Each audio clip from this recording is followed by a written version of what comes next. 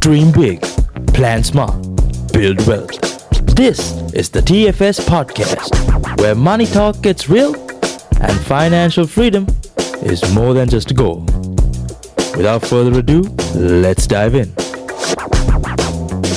All right, so season 2. Today we're gonna be talking about unsecured loans. I have Nathan from TFS with me.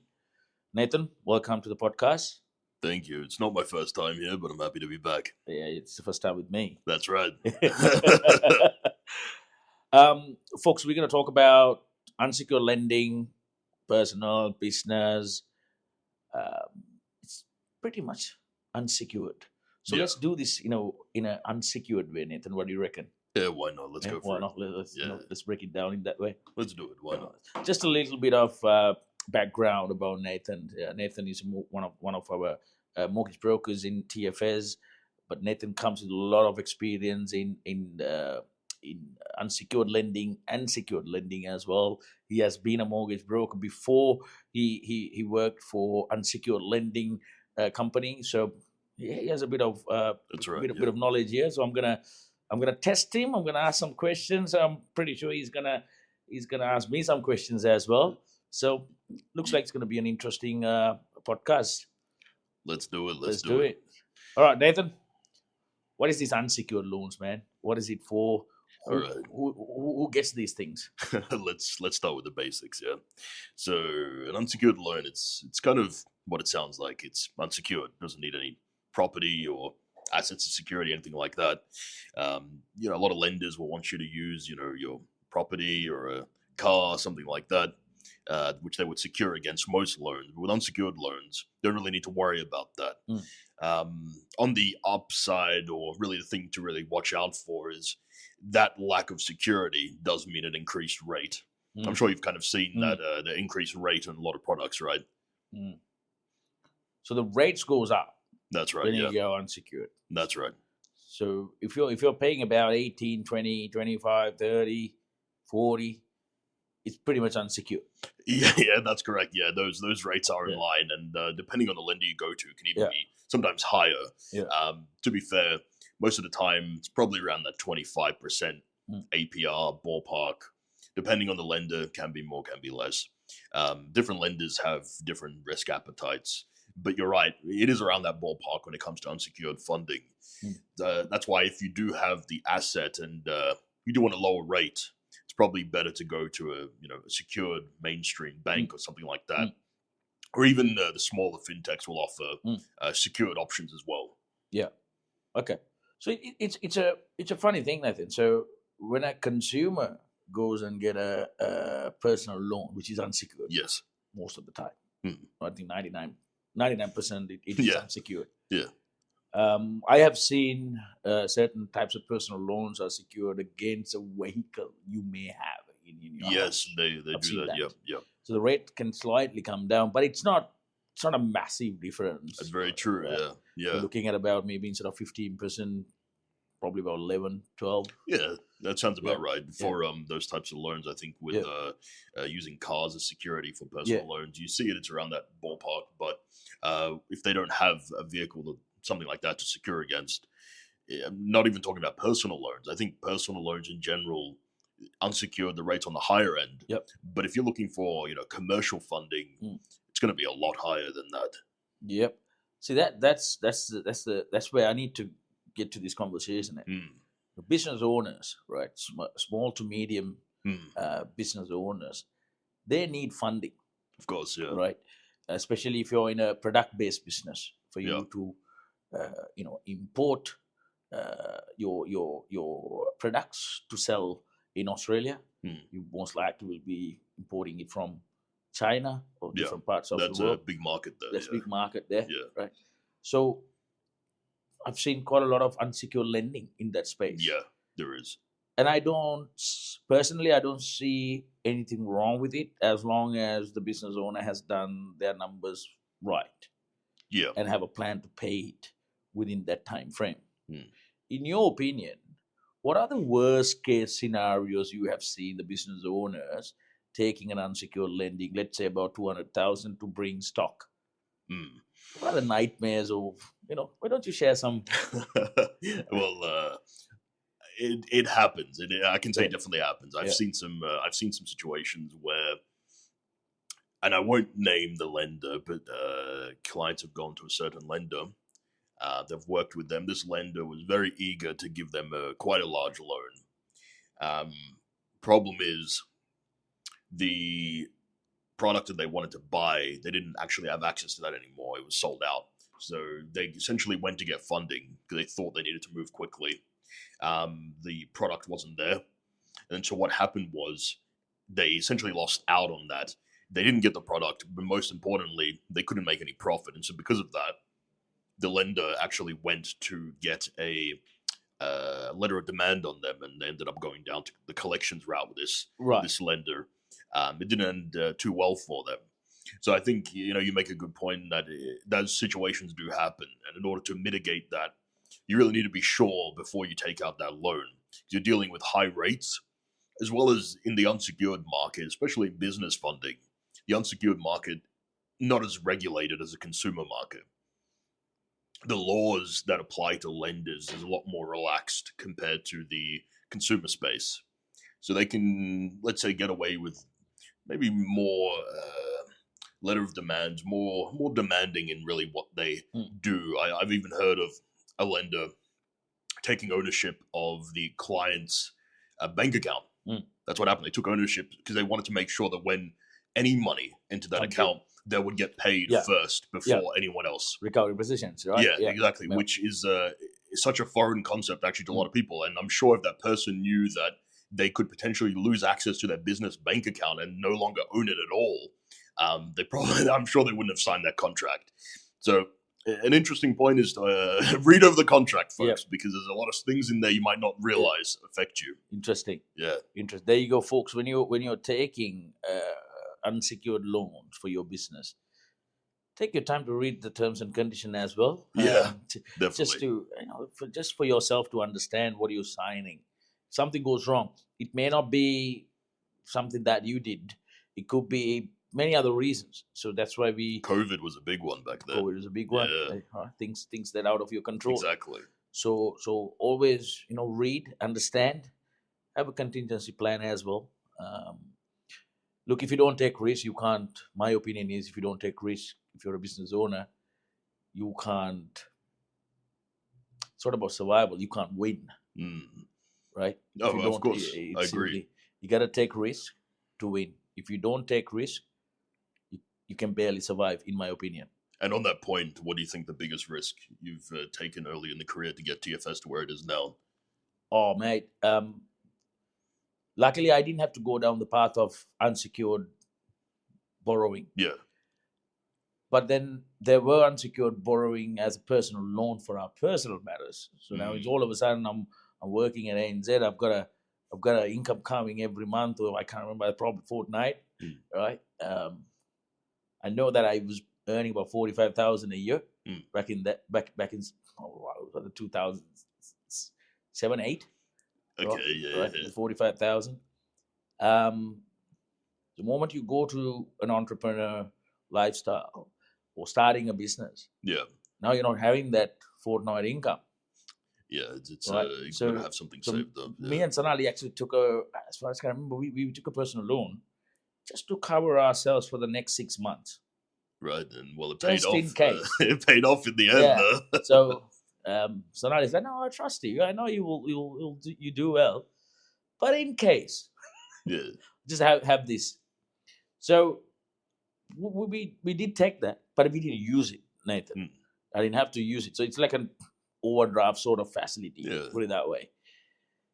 But then, to answer to your question, you're just mitigating certain types of risk by doing those kind of moves. Yeah. Right. Now, when you start a business, man, it's not that you're working for somebody or you're working in a specific time frame. It's all about what you do for the business that'll produce. Yeah. Right. So when I started the business, it's always service. I have always been in service business. So service business is, you got to be available 24/7. right? Now, if you want a bigger market share, it got to be 24/7. I mean, to me, I can't work 9 to 5. My mind doesn't work that way. So Built different, this yeah, guy. built different. So it doesn't work for me. If somebody tells me you got to start at 9 and finish at 5, I don't want to work that day. I'll probably do something totally different. Yeah.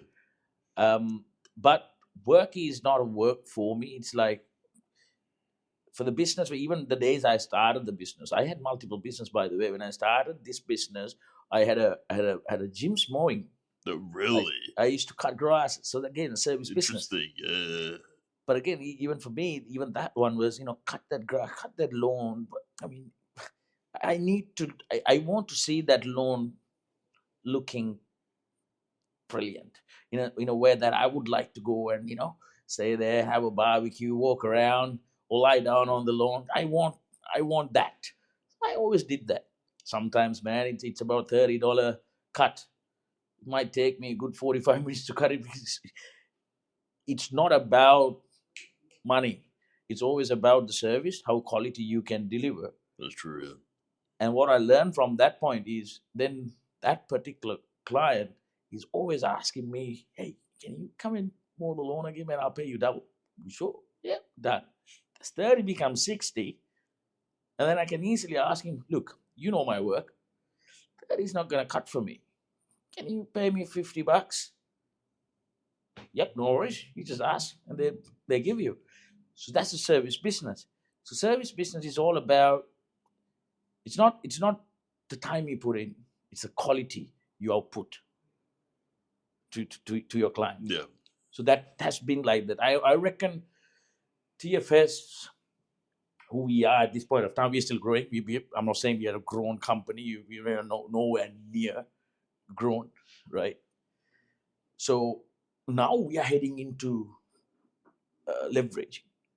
Because now we want to grow quickly. The next level, yeah. Yeah, at this level, I'll leverage. So whether unsecured lending, man, I don't care. Nathan, right now, I don't even care whether it's secured lending or unsecured lending. You give me the capital, I'll invest, I'll take the return out. Because I'm that sure whatever the moves we are doing, there's a return. So business owners must understand that, where you are in that playing field. If you're a startup, you're not in the playing field to take risk in that aggressive manner. You have to take risk, but mitigate it much as you can. Yeah. Right? Yeah. Okay. If you don't have the big investors backing you, which some startups these days do, but if you're like a self-made startup, you got to be careful. You got to be careful. Yeah. Don't go and ask for $100,000 when your business can't earn $100,000. Yeah, exactly. Right? Yeah. Learn exactly what your business can earn, not what you can earn. What the business can earn. Can it earn $100,000? Then maybe you ask for about $30,000-$40,000 maximum, right? But then make sure you have a term to pay it down in 5 years. Don't go and commit yourself for a year, because then you don't have the profit to run for the next year. Yeah. Right? So these are few little fundamentals as any business owner should understand when you go down the path of unsecured lending. It's a good way to grow your business, Nathan. Yeah. It's a very, very good way to grow your business. If you're paying 16-20% for $10,000, right? The way I would calculate, you better have, when you use that $10,000, you better have a 200% return. Right? It's okay to pay 20% from there. Well, I mean, look, a lot of people assume that when you go to apply for a loan, right, the lender will run serviceability, and then based off their servicing, whether or not you can service a loan, the feasibility of it, right? And a lot of lenders do. The problem is with the mentality when you assume that the lender will essentially, I've talked to clients and they kind of assume that the lender in a way will find out if them taking out this loan will be profitable for them. The lender will run the calculations, which is such a crazy thought for me, because having worked for a lender and also, aware about how the lenders work, different lenders have different policies. And one lender might, kind of like the look of what you're doing. They might even see that your business will fail. They can still lend to you because you're in a good position right now.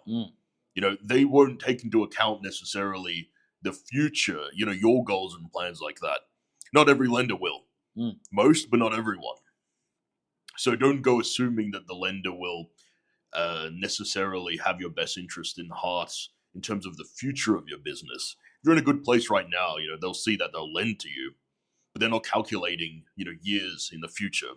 And taking out that 200K loan now can affect you for a long time. So keep that in mind. Yeah. Yeah, very, very, very important. So there are a few areas I want to cover today, man. I think we talked about a little bit about what best use of it as well, but we'll dive a bit more deep into this. So I want to touch base things like, why do unsecured loans exist, right? And then I want to talk about common uses for unsecured loans, loan sizes and terms, right? Whether you're going to go short term, long term, right? Interest rate we touch base a little bit, but let's go a little bit more about interest rate. How to use unsecured lending in an effective manner, even though you work harder at a higher rate. Yes. Right. How lenders assess a business owner, and then what's the best use of it, right? I reckon if we can talk about these things, and then finally we can touch base on banks versus fintech lenders, right? That will be something that you can. It's interesting.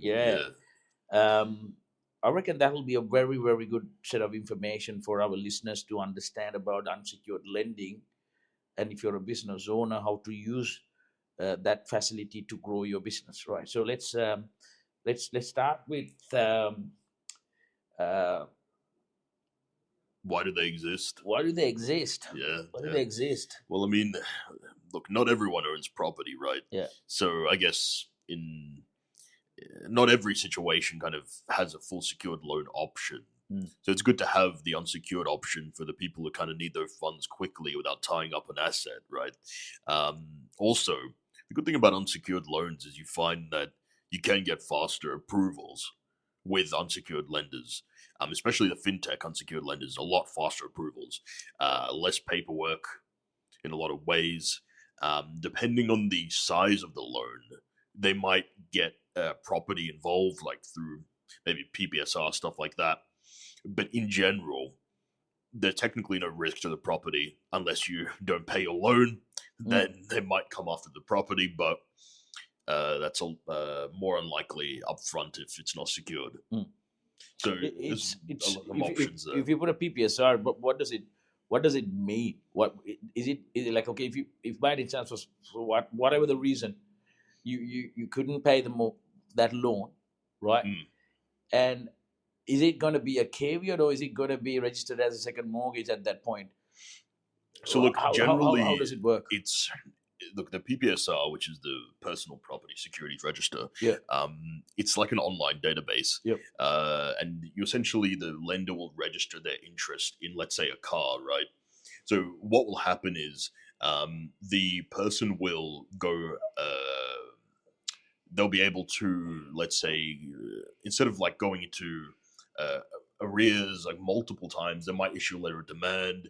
And then what they'll do is they'll put a PPSR, which if they go to sell that vehicle, the lender who has the PPSR on it will essentially be paid their owed money.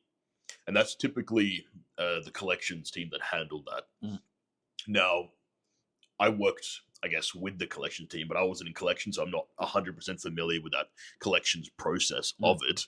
But in general, with the PPSRs, that'll only happen after you've missed payments and that type of thing. But upfront, generally lenders won't do any type of PPSR upfront, but they can essentially take property as guarantee. So some unsecured lenders will take property as guarantee, so they can kind of lower the rate or feel more comfortable. A lot of lenders won't necessarily even lower the rate; they'll just feel more comfortable. Like, I've seen situations where clients were borderline going to get the loan, probably weren't going to get it. Then they're like, all right, property's available, great, and they end up getting a loan that way. So having property can help, but it's not a necessity. And generally with PPSRs, it comes later in the process if you do go into arrears. Okay. I hope that explains a little bit about PPSR. So it doesn't necessarily work like a second mortgage. No. The lender doesn't have that much of power to come and, hey, get out of the house. We want to put the property for sale. They don't have that much of charge over it. I guess ultimately, it depends. But they have a very similar level of a caveat. If you, I would say so. Yeah. If you to sell it, yeah, you have, for you to remove the caveat, you got to pay the lender first. It's something like right? that. Yeah, it's very similar. Yeah. Yeah. Generally, with PPSRs though, they come like a lot later in the collections process. So up front, they won't necessarily put a PPSR. And I believe in Queensland, you can't actually put any form of PPSR on cars or property, as far as I'm aware. But I might need to fact check that one. I didn't work in collection, so I'm not too sure about that, unfortunately. That's fine. So I think that's good information. So let's jump into common uses for unsecured loans. What have you noticed is the common use? I think I've seen quite a number of unsecured lending. When I started the business, a lot of people were taking personal loans to go on holidays, weddings, and then some. Weddings is a big one. Weddings is a big one, right? It's crazy amount of people. They borrow that money towards weddings. The ring as well. Oh yeah, right. Oh yeah. I've seen that one. Yeah. So I mean, look, if you're planning on getting married for your whole lifetime, maybe it's all right to do it. I don't know. I'm just kidding. Now that's one of those unsecured loans I've seen quite a lot. Holidays and these weddings. Then also I've seen cars, for people to buy cars, modify cars, right? Things like that I've seen quite a lot, right? Wow. It's crazy. And then you go to all these shopping centers like, Harvey Norman, JB Hi-Fi, buy now, pay later. That's a big thing. Right? Buy It's now, a pay massive later thing. these You buy a days, laptop which is worth about $5,000-$6,000. You don't even need it, but because it's really cool. Oh, the new MacBook came out. MacBook, right? Yeah. And then you go buy now, pay later, because you want to break down your payments over a period of 5 years or whatever. That's a very common thing here.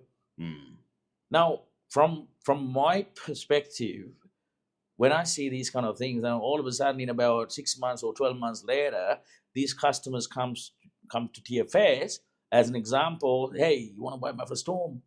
I need to get an investment property. Now it's an issue. Yep. Now it's an issue. Can you please get the loan approved? We good to go. All right, cool. No worries. Bank unsecured lending there. You're paying about $700, $500, $300 per month. That has an impact of about 80 to some cases at $100,000, $250,000 less borrowing capacity. Yeah, it's huge. It's so huge, now all of a sudden, when you can buy a 3-bedroom house, now you're looking at buying a piece of dirt. Yeah. I've seen that happen. That's the ripple effect on this thing. Yes. What a lot of people don't understand. It's okay to do it, in my opinion. In what I've seen, areas like, man, the holidays, man, $20,000 on a holiday. I've seen these personal loans happening. Yeah. It's a big market. Yeah, definitely is. But when you don't have a plan how to pay this $20,000 back, don't do it. A lot of people don't make that plan. They just kind of see the holiday and then just want to go for it. And then they want to buy a house later. And as you said, it's very much a ripple effect. A lot of lenders will look at that debt. Yeah. It also just adds something that potentially, if you start making missed payments, now when you go to buy a house, credit score goes down. Exactly, it affects that, and it's really that ripple effect can be devastating long term. Yeah. I mean, your credit score goes down. If your credit score goes down to, I don't know, less than 500, you're looking at when you can pay a 5.5 to, let's say 5.5% interest rate. When you can pay that, because your credit score is less than 500, now you're paying about 7.5. It's huge difference, and to the listeners, it might not sound that different, but it's huge. It's huge, right? So, Yeah. but the best use of people I've seen the unsecured lending, business owners. Yes. Business owners, I've seen them using it in a most effective manner, because I think they understand. Okay, I'm getting a 50,000 to buy this equipment. As an example, cleaners. I've seen quite a number of cleaning companies getting unsecured lending to buy an asset, because they may not know that they can do asset finance. This happens a lot. So they go personal loan or overdraft or whatever, go and buy a $50,000 equipment. Now these guys understand, okay, $50,000 equipment is going to give me about $150,000 revenue in the next 6 months. Exactly. The business owners really do understand the fact that, I think that what that comes down to is there is a direct tie between this loan and them making money. Yep. So there's obviously going to be a difference between the business owners and the person who just wants to go to, I don't know, Croatia on a holiday, so now they take out a personal loan. Bali is a common area. Yeah. I was thinking Bali, but I was thinking, let's think somewhere in maybe Europe that's going to need. But even the Bali is going to cost you at least 10K, right? If you're going to. I don't know about that. No? Bali in Thailand is relatively cheap. What do you reckon? Like 4-5K, I'd say on average. Oh, that's not so too bad. that's why I said like Croatia or like someplace in Europe. You're going to be looking at like 15 grand, maybe 10-15 grand. Wow. Okay. But like obviously depends on when you go, depends on all these things. But yeah, I'd say Bali and stuff, they're pretty cheap in comparison. Bali's cheap. Okay, yeah. 5K. And I mean 5K may be on the higher end, to be honest. Oh really? Yeah. How much is the ticket from Melbourne to Bali? I'm not too sure. Maybe like 1.6 return. Will be 1,600. Yeah. Return. I think so. Yeah. And then you get $5,000. That's 3,000. That's 5,000 including the ticket. Yeah. Right. So you got $3,400 left. Is that enough? Yeah. For a 2-week holiday in Bali, it would be. No way. Yeah, it is. It's very, very, very cheap there. Yeah. The cost of living. It's really. This is a revelation for you. And maybe going to open an office in Bali soon. We can go there. Man, 3,400 for 2 weeks. You mean? Yeah. No way. Yeah, look into it after the podcast. We need like a Jamie or something to look this up. So beachfront, good hotel, whatever. Yeah. All right, that's interesting. I'm gonna have a look at that. Look into that because.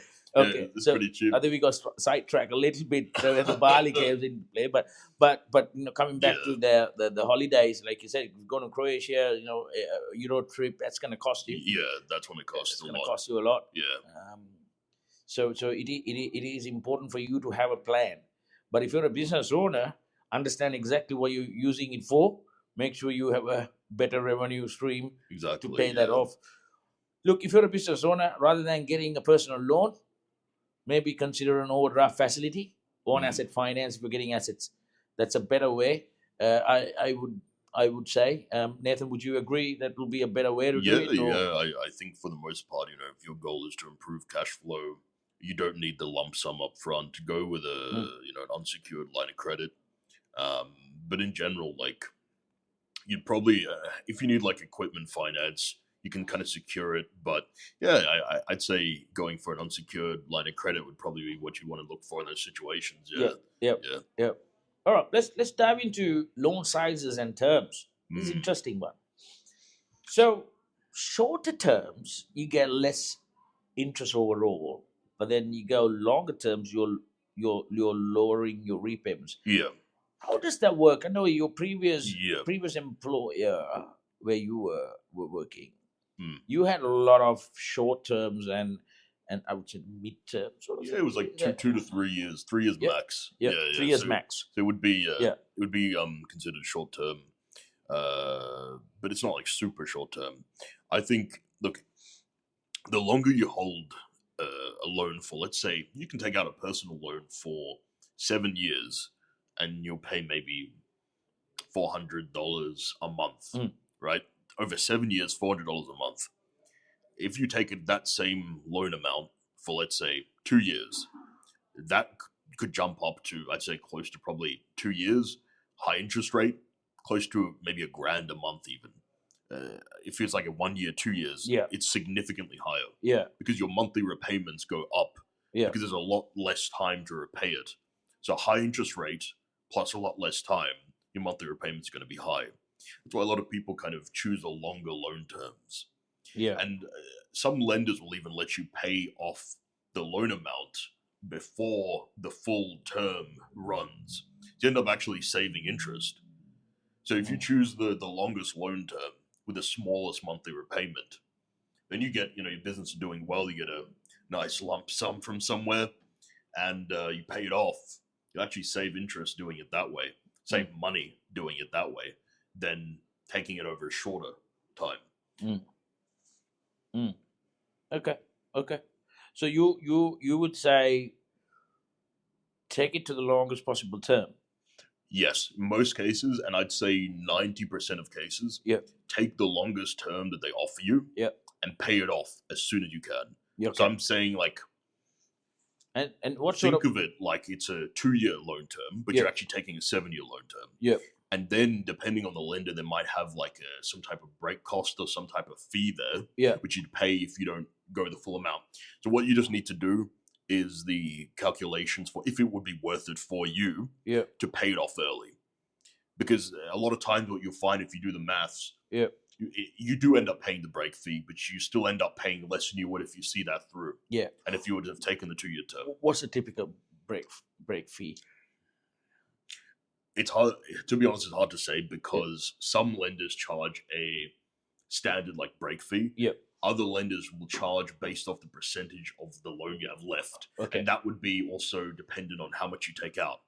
Yeah. So there's a lot of factors there. It's kind of hard to give one specific answer for it. But generally, it's just to give you an idea, it's a combination of the time left, the total loan like term, let's say it's 7 years, you break it after 3 years, is the time left plus the loan amount left, something like that. They would generally calculate that, and that can change. And not only does that change based off of the lender, but within the lender, sometimes those terms can change as well. One person might get different terms to someone else. So it's important to look into that. That's a risk. Yeah. So the risk profile. Yeah. It's one of the things you should always look into. Correct. Yeah, the risk profile. Yep. Okay. All right. So okay. Yeah. So basically, folks, when you're taking unsecured lending, read the terms and condition. Super important. Very, very important. Get 7 years of maximum long term that you can. Whatever it is, But when you're taking the maximum long term, make sure that you understand how to exit before. What are the costs involved? Always ask about that. Yep. What are the costs involved? A lot of people they want to exit before the end of their loan term, and they realize, oh wait, I'm going to be slugged with like a $2,000 exit fee. And sometimes if you do the maths, you can find out it is worth it to do that. But a lot of the times it might not be. So that's very case dependent on your situation. Yeah. So it's a typical loan. If you take $25,000, 21% interest rate or 20% interest rate over 7 years term, you're looking about $400 per month repayment. So you're looking at 60 months rather than 24 months, 84 months repayment term, including your interest, right? So if you grab the loan for the whole 7 years, you're looking at about $33,000, $34,000 of total repayments, including the principal. Now, if you break it, you used it correctly, you got the money, and now you already gone up about, I would say, you're literally another $22,000 you have paid, or including interest. To exit, you could have extra repayment, or maybe you could have another $5,000 to $6,000 of principal to pay, and then another interest component to go. So altogether, if you can pay the whole $25,000 and pay another extra $2,000, it's actually worth it rather than going down the path of $33,000. Exactly. Right? That's the logic. That's what we're trying to explain. Exactly. So, guys, what Nathan trying to explain is you need to understand and read the terms and condition of the exit clauses that you have. Right, yeah. Typically, sometimes it's cheaper to pay that exit fee rather than staying over 7 years. Now, I can flip it the other way. In a business perspective, look, if it's only you've already costed it 33,000 to your costings, right? Now your Cash flow. your cash flow. So you're gonna think about it. If you got the money is already flowing in. Now go and reinvest it, earn more money. Exactly. Yeah. And at the end of the day, it comes down to preference, right? Yep. It comes down to what I like to say. It's individual circumstance. Look over your contract. Think about the best thing to do for you. Yep.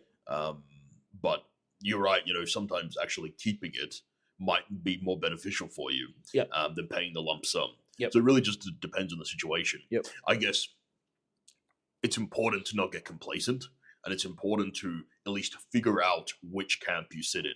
Are you going to keep it or are you going to get rid of it?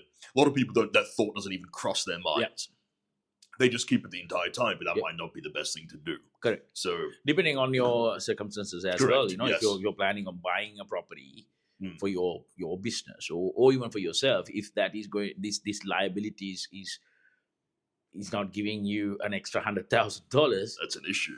That's an issue. Maybe then it's okay to pay that 33,000 off or whatever exit fee amount that you need to pay and get out of it. Borrow that extra 100,000 to buy what you need to buy because you're buying. End of the day, it's bricks and mortar. So in Australia, if you're buying bricks and mortar, it's always going up. Very successful in Australia. Yeah. Right. So over the long term, you'll see at least about a good 30%, 25% growth of that property if you hold it for a good period of time. There's a saying it's you buy a property in every 10 years it doubles in value, right? And to a certain degree, it's true. So sometimes you have to also wait and see. All right, maybe I'll pay the unsecured loan now. I'll get it later, but let me go and buy my property or buy that investment property as well. So that might even you have to make your decision like that. Yeah. Right. So coming back to that's a very good information. Shorter terms versus longer terms. Interest rates. Interest rates, man. I think this is something that everybody, moment they see unsecured loan rate is 22%, 18%, they were like, "Oh my God, that's too expensive. I don't want it." Yeah, I've heard that. I've heard that a lot. Yeah, they definitely do say that. Yeah. What do you have to say about it, man? Look, at the end of the day, a lot of people do think like that, and generally with unsecured loans, they do come with a higher interest rate because there's a lot of things tied to that. People think home loan rates. People go into, I need let's say 200,000. I'm gonna get 7% interest. That's what they're expecting. Especially if they go to a fintech, they're not gonna get home loan rates or bank rates, right? So there is more risk to the lender not being asset backed. So because of that, you're going to have much higher rates, right? Yeah. That's where the risk is. The lender is taking on the risk to give you the money without any type of really asset there. You have to expect the rate to be higher. And if you need funding quickly, then going the unsecured route would probably be the fastest way you can do it. So it is dependent on your situation. Ultimately, I think going into it with the mentality that you're going to get home loan rates, it's not going to happen. No, they're not built like that. That's secure. That's secure lending. Yeah, exactly. But you'd be surprised the amount of people I've talked to that they expect bank rates, they expect home loan rates on an unsecured product for their business loan. Sometimes they'll come around and they'll realize that it's in their best interest to do that, and they kind of understand why. A lot of people don't. So I guess it's important to educate yourself on the difference and why it is significantly higher, and then make the decision if it's worth it for you and your business to grow your business, to take on that higher debt, that high interest rate, than going the secured route or, expecting a home loan rate. It's just not going to happen. Absolutely. I mean, folks, you got to understand, if you go to fintech, their cost of funding is far greater than banks' retail lending. Very correct. A lot of people don't think about that the fintechs get their funding from someone else, and they have to pay for it. Yeah. So they have to pay for it, as an example, they might have a 20 million in their portfolio to lend, and that 20 million they have borrowed at about 7.5%, 8%. So they're running a company, they're running a business, and they're taking high risk as well, lending to certain types of individuals. So Correct. Yeah. so they got to make their margin. So margins comes in with cost, right? So don't expect fintech to give you 9% rate. That won't work. It's not a sustainable business model for fintech. Yeah. So banks can do it, as you all know. Reserve Bank of Australia always put the cash rate, right? I mean, that's a bit of an indication for you what sort of rates the banks are borrowing at, right? So you can see why the banks can lend you even at an unsecured lending perspective a little bit cheaper than a fintech. But if you really look at it, you go to banks like major banks. So we got 4 major banks in Australia: Westpac, NZ, right? Like a CBA, NAB.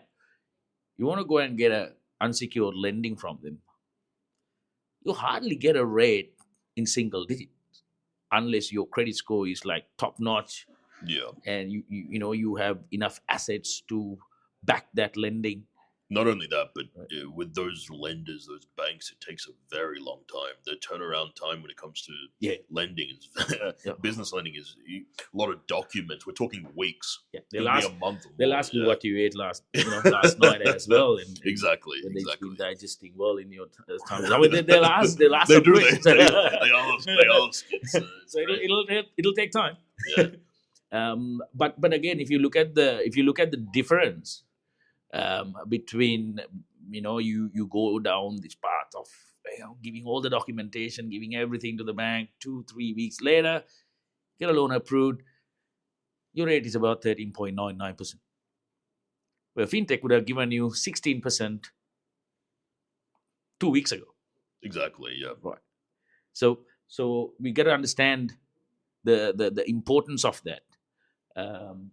So when you want quick lending, fast approvals, less questions, less hassles, fintech is the way to go. But understand their cost of funding is far greater than banks, so their rate is Yeah. going to be a bit higher than the banks. You want a lower rate, of course, the major banks are there and they'll take the time. But if you're a good client, they'll give it to you. That's true. That's Right. true. Yeah. But you got to have the patience. Yeah, and I think you make a really good point about the cost of funding. A lot of people genuinely don't even think about that when it comes to fintechs. They're getting their funding from somewhere that they are essentially, in a way, getting I guess you could say, a loan from somewhere to give to you, Correct. right? And they're having to pay an interest on that, and they're having to pay on that, and whatever agreements they might have, who knows? But you make a very good point. People don't even think about that when it comes to fintechs. They generally, not all of them, but generally they have funders that give them the funds. Mm. Some fintechs do have their own funds that they hold. Yep. But for the most part, you're right. And it's that plays a big role in Yep. interest rates. Yep. Even though the fintechs own their own funds, they still have cost of funding. Well, The exactly. opportunity that too. cost for Yeah, them, yeah, right? They yeah. can invest that in a managed fund and earn about 10 to 12%. Exactly. Right, Yeah. giving it to you 8% doesn't make any sense Yeah, to them. yeah. So we gotta think about it from that perspective Good as point, well. yeah, yeah. So for anything when it comes to money, there is a cost for it. Exactly. That's why they've created this commodity called money. That's why finance exists. Yeah. Otherwise, we can go to the barter system. Hey, Nathan, you can have my old 15 iPhone. You give me your laptop. Okay. Things like that can exist, but we are in a environment where the commodities like money and there's crypto. There's another subject altogether. I'm not Yeah. the best person to it, but obviously we can get one of the guys who knows about crypto to come to this podcast and enlighten us about it as well. But these are commodities that exist in our current era. So we had to understand when we go and ask unsecured lending, there's a cost for it. So whether you want fast approvals and quick money for you to go and invest or invest your business or for your purpose, you got to be ready to pay the cost. Exactly. It gets passed on to you at the end of the day. Absolutely. So that's why we want you all to know, read your terms and conditions, understand, right? It's not just getting that $40,000 to marry your wife, or buy that ring or whatever. It's not just about it. It's always understand what you're signing for, right? What are these terms and conditions? How can you get out of it? Do you have a plan to pay these repayments monthly? What's that plan looks like? If by any chance, if you're in the middle of, in between jobs, how does that look like to you, right? There are ways that you can mitigate risk. We always try to help our clients to understand the risk and help them to a pathway. If something goes wrong, these are the things you got to be able to do. So those things very important for you to understand. For sure, because the high interest rates, does mean you don't want to stretch the loans out over long term unless it does make sense. Because any missed repayments impact your credit file much faster, compared to secured loans. I think as a final point, it's important to know that when you do use them correctly, they can improve the cash flow. Absolutely, and reduce the kind of stress that you might have. But if you do use it poorly, they can become expensive unsecured loans. Yeah. It'll hurt you.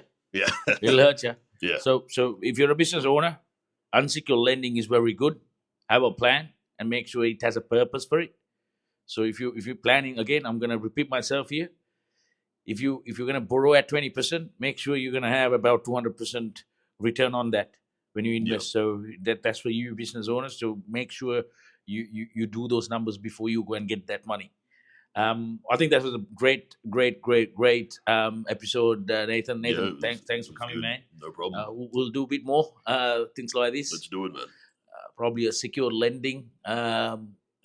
We can talk about the business lending, the commercial lending, what types of properties you can buy as a business owner, and how to build commercial property empires, right? Things like that, for the leveraging side of it, right? So, Nathan, thank you so much. Listeners, thank you for listening to us again, and we, as always, stay tuned for the next episode. See you guys. Take care. See ya. Thank you for tuning in to another episode of the TFS podcast, where we turn knowledge into action and big goals into real results. Now, don't forget to like and subscribe and share this episode with someone working towards their next financial step. Now, with that being said, until next time, keep building.